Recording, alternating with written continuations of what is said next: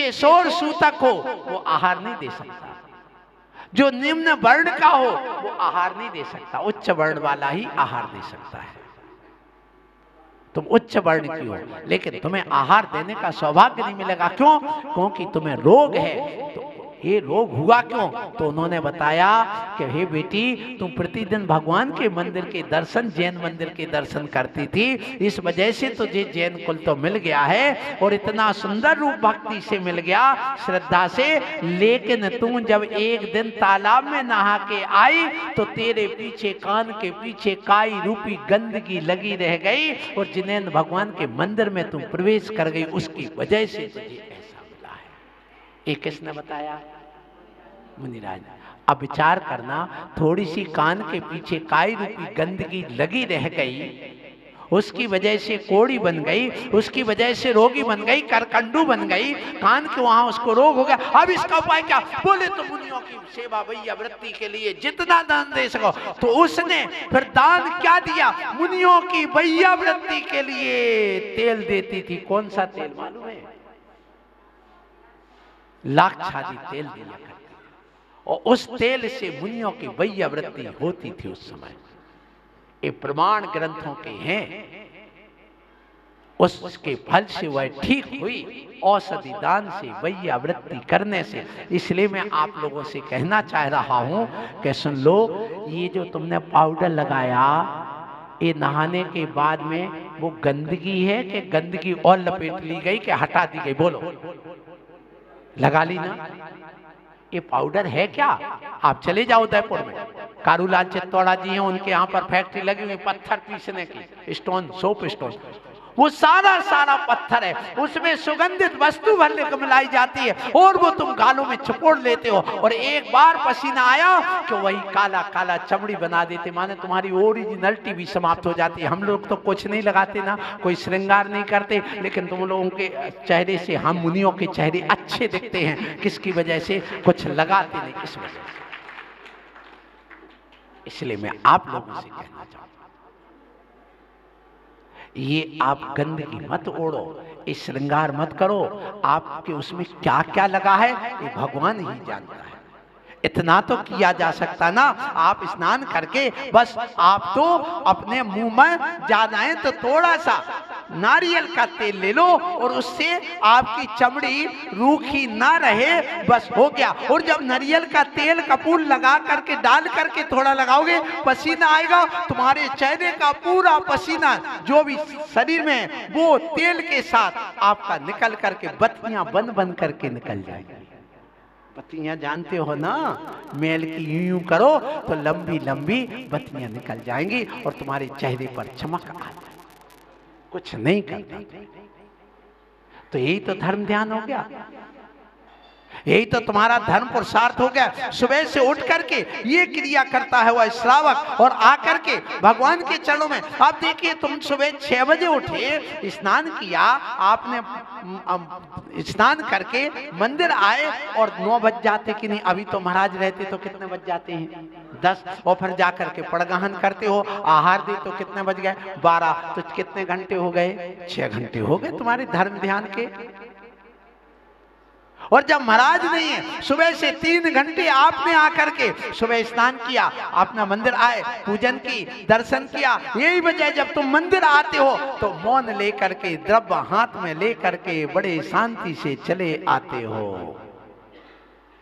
आपका धर्म ध्यान चल रहा है, आपका धर्म पुरुषार्थ चल रहा है। और उसके बाद में आप यहाँ पर आए, दर्शन किया, पूजन की, चले गए। कितने घंटे हो गए? 3 घंटे। आपको मालूम है, धर्म पुरुषार्थ करने वाले श्रावक को जो 2 मुख्य क्रियाएं बताई हुई, दान और पूजा, कितनी बताई? 2। अब दान और पूजा की बात जब हम करते हैं तो पूजा कितनी की जाती है एक दिन में? 3। कौन कौन सी? देव, शास्त्र, गुरु पूजा अनिवार्य रूप से करना ही होती है। अब देव, शास्त्र, गुरु पूजा, अब सुनिए, दिन में 3 बार पूजा करने का विधान है। ये भी आप लोग सुने होंगे। प्रातः काल किसकी पूजा? जिनेंद्र देव की। पूर्व, मध्य, अपराह्न की बेला पूर्वाचार्यों के अनुसार अथवा क्या त्रिकाल पूजा करे करावे भावना भावे अनंत जी सिद्ध जी आचार्य जी उपाध्याय जी, ये धर्म पुरुषार्थ की बात मैं बता रहा हूं, सुन लो। त्रिकाल पूजा क्या है? प्रातः काल जिनेन्द्र देव की पूजा, अष्टद्रव्य से पूजा करने आए, आपने पूजा की। इसके बाद अब दोपहर में आप घर गए और 10 बजे गए, 1 घंटे में दाल रोटी सब्जी 16 का बनाया। अब उसको बनाने के बाद में हे स्वामी नमोस्तु नमोस्तु, आत्रो आत्रो आत्रो, तिष्ठो तिष्ठो, मन शुद्धि वचन शुद्धि काय शुद्धि, आहार जल शुद्ध, उच्चासन ग्रहण करो, चरणों का अभिषेक, फिर महाराज की अष्टद्रव्य से पूजा, फिर महाराज खड़े हो गए, सो तुम भी खड़े हो गए, फिर पेट पूजा, फिर विसर्जन। महाराज को चौके से अपने घर से वहां तक छोड़ आए, मंदिर तक, ये महाराज का विसर्जन कर दिया। ये गुरु की पूजा हो गई। तो दोपहर में किसकी पूजा? गुरु की। फिर शाम को फिर आए, शाम को आकर के दुकान बंद करके सूर्य अस्त होते ही आप आए, एक आरती जलाई, आपने एक दीपक जला करके भगवान की आरती की। फिर उसके बाद में उन केवल ज्ञान रूपी आरती करने के बाद में अपने शास्त्र रखा, उसका अध्ययन कर लिया, एक माला कर ली। तो ये शाम की पूजा हो गई। शाम को अष्टद्रव्य लेकर के पूजा करने मत आ जाना।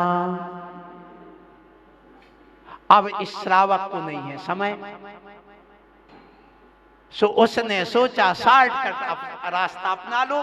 शॉर्टकट रास्ता क्या है कि उसने बस सुबह ही भगवान, अब दोपहर में आ नहीं सकता, शाम को आ नहीं सकता, शाम दोपहर में धन कमाना है, शाम को खाना है, इसलिए अब हम अभी एक ही बार में सब निपटा के चले जा रहे।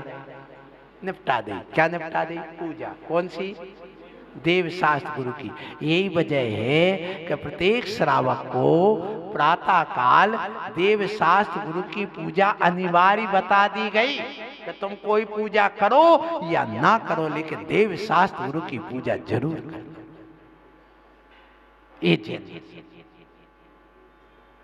और आपने 1 घंटा 1.5 घंटा दोपहर में आहार दान आदि में दे दिया, शाम को 1-1.5 घंटा दे दिया, लेकिन ये सारा का सारा समय आपका 8 घंटे हो गए। अब 8 घंटे यदि आपके पास नहीं है, कहाँ गए वो समय? कहीं गायब नहीं हुआ, समय गायब नहीं हुआ, समय तो उतना ही है, लेकिन उसने, मोबाइल ने तुम्हारा समय खा लिया। मोबाइल समय भक्षी है, मोबाइल समय भक्षी है, मोबाइल दिमाग भक्षी है, मोबाइल तुम्हारे प्रेम भक्षी है, वात्सल भक्षी है, वो प्रेम वात्सल को खा जाता है। क्यों? यदि पति पत्नी भी बैठे होंगे और दोनों के हाथ में मोबाइल है, तो ये बताओ आपस में बात करोगे टड़ैया जी? मोबाइल ने 63 के आंकड़े को 36 का आंकड़ा बना दिया। क्या कहा?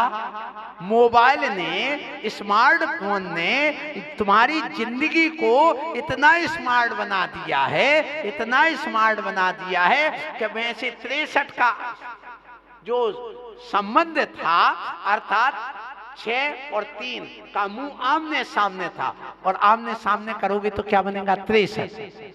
और जब आप मोबाइल लेकर के बैठते हो तो पत्नी देखती, मेरा पति ना देख ले कि ये क्या चला रही है, क्या देख रही है, और पति देखता है कि मेरी पत्नी ना देख ले, तो वे पीठ करके बैठते हैं। तो वो इधर करेंगे, वो इधर करेंगे, और यही बेटा बेटियों के साथ होता है। अर्थात ये ध्यान रखना, ये मोबाइल क्या है?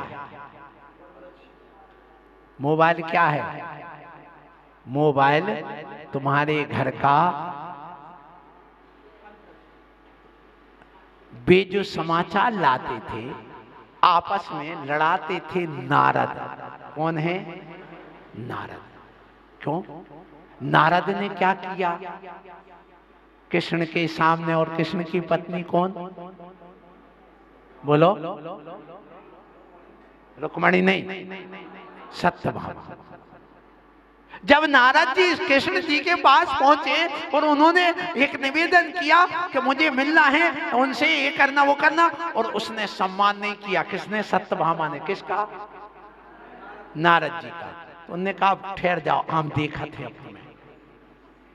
तो क्या किया, उस सत्यभामा के सामने एक रुक्मणी ला करके खड़ी कर दी। करी के नहीं बोलो, ऐसे तुम्हारी मोबाइल कितनी रुक्मणी खड़ी करेगी। तो मुकेश, हम तो इतना जानते हैं इस पंचम काल में हीन सहनन है, इस पंचम काल में कुबुद्धि ज्यादा है। हमारे शास्त्र में मूलाचार में लिखा है कि आदिनाथ भगवान के समय बहुत लोग सरल बुद्धि के थे, बिल्कुल मंद बुद्धि के थे। जितना पढ़ा दो उतना ही पढ़ते थे, उससे ज्यादा नहीं आता था, बुद्धि नहीं लगा पाते थे।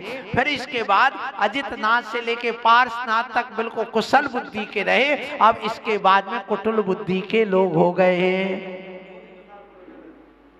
इसलिए कुटिलता ज्यादा दिखती है। आप तो किसी भी बच्चियों को मोबाइल दे देना, स्मार्टफोन, वो एक यूट्यूब पे एक चालू करेगा तो वो प्रवचन तो एक सुनेगा महाराज के, लेकिन बेकार की चीजें सारा का सारा इतना बड़ा है। टीवी में तो फिर भी मर्यादा थी, अब मोबाइल में कोई मर्यादा नहीं है। जैसे आज फिल्मी दुनिया में कोई मर्यादा नहीं बची है, नारियों के अंदर ऐसे आज मोबाइल में कोई मर्यादा नहीं बची। सदुपयोग कम, दुरुपयोग ज्यादा हो जाएगा, ये है। इसलिए मैं निषेध नहीं कर रहा हूं, ये बता रहा हूं आपको कि आप अपने जीवन में क्या करना चाहते, बस इतना। तो उठ करके सबसे पहले कौन सा ध्यान, धर्म ध्यान। कौन सा पुरुषार्थ, तो आपके हो गए ना तीनों पुरुषार्थ। और सुबह से उठे धर्म पुरुषार्थ, पूजा अर्चना की, अब घर में मत बैठे रहना। जो बेटा घर में बैठा रहता उसको कहते हैं तो लुगिया है, लुगिया। बस बोलते कि नहीं, बोलो। लुगिया मत बनो, लुगिया बनोगे तो घर में लूगर लगेगा, लड़ाई झगड़े होंगे, इसलिए मत बनना। पुरुषार्थ जगाओ, अपने इन बाहुओं को देखो, पूजा अर्चना करो, अपनी शक्ति जगाओ अंदर से। और शक्ति विश्व में कितनी होती हैं, कई प्रकार की शक्ति हैं, उनमें एक जनशक्ति, तुम्हारी समाज में जनशक्ति का अभाव हो रहा है। क्योंकि पुरुषार्थ नहीं जगा रहे, तो काम पुरुषार्थ नहीं जगा रहे। काम वासना तो जगाते हो, लेकिन काम पुरुषार्थ नहीं जगाते। काम पुरुषार्थ वह है जिसको करने के बाद हमें फल की प्राप्ति हो, पुत्र रत्न पुत्री रत्न की प्राप्ति होती है, तो वह काम पुरुषार्थ कहलाता है। और यदि पुत्र पुत्री नहीं चाहते तो वह काम वासना कहलाती है। ये ध्यान रखो। मैं बिहार कर रहा था, गोमटेश की यात्रा में जा रहा था और अमरावती पहुंच रहा था। उसके पहले एक भट्टे वाला मिला, मुझे पेट गड़बड़ हुआ तो मैं दीर्घ शंका के लिए गया। वहां पर एक किसान था, उस किसान से पूछा, तो ये भट्टे का काम करता? हाँ बाबा महाराज साहब, हाँ स्वामी जी मैं काम करता हूँ। और कौन है, क्या करते हैं? बोले मेरे 4 बेटे हैं। मैंने कहा 4 बेटे को तूने पैदा किए? सरकार तो कहती है एक पैदा करो। और पालन पोषण कैसे करता है तू 4-4 बेटों का? हमारे जैनी लोग तो बस एक ही पर्याप्त, एक ही बोस में काम चलाते हैं, तुम क्यों इतना कर लिया? बोले महाराज ये जैनी तो है मूर्ख बुद्धू, उनको अकल नहीं। कौन कह रहा है? एक अंगूठा छाप। कौन कह रहा है? भट्टे वाला। और ये सरकार हमें बना रही है बुद्धू। मैंने कहा क्यों, ऐसा क्यों कह रहा है? बोले ये बताओ, मैं दिन भर में 700 ईंटें बनाता हूँ। कितनी? और 700 रुपए कमाता हूँ एक दिन में। मेरी पत्नी 500 बनाती है, 500 वो कमाती है। एक ईंट बनाने का 1 रुपए मिलता मुझे। मेरे 4 बेटे हैं और 4 बेटे 700-700 ईंटें बनाते हैं, बल्कि 1000-1000 बना लेते, हमसे ज्यादा बनाते। उनमें जोश ज्यादा है। तो वे बेटे हमारे और उनकी एक एक पत्नी वो भी ईंट बनाती है, वे भी 500-500 बनाती है। 5 लोग 500-500 बनाते हैं और 5 लोग हम 700-700 बनाते हैं। तो 3500 रुपए तो हम कमाते हैं और 2500 हमारी पत्नियां कमाती हैं। तो कितना होगा एक दिन में बोलो? हैं? 6000 रुपए दिन कमाते हैं हम। और हम यदि पति पत्नी होते, एक बेटा एक बेटी होती, तो कितना कमाते बोलो? मात्र 1200-1500। तो ये बताओ हमारी कमाई बढ़ी कि नहीं? और हमारा पहले एक मकान था, हमारे 4 बेटों के देखो 4 लाइन से मकान बने हैं। कितने बन गए? 4। तो हमने विकास किया कि विनाश किया? और आप क्या सोचते हो? एक अनपढ़ व्यक्ति, बिना पढ़ा व्यक्ति कितनी ऊंची सोच रख रहा है और तुम कितनी नीची सोच रख रहे हो। बस ये ध्यान रखो। सो अर्थ पुरुषार्थ करो, घर में मत बैठे रहो। अब मंदिर से जाओ, कहां? पैसा कमाने। अब जाना है आपको। तुम्हारे लिए हाथ 2 मिले हैं, तुम 4 पैर वाले नहीं हो। 4 पैर वाला कौन होता है? पशु, गधा। वो बोझा तो ढो सकता है लेकिन अर्थ पुरुषार्थ नहीं कर सकता। इसलिए अर्थ पुरुषार्थ करो। हमें 2 हाथ मिले हैं और मुंह कितना मिला है? इसका मतलब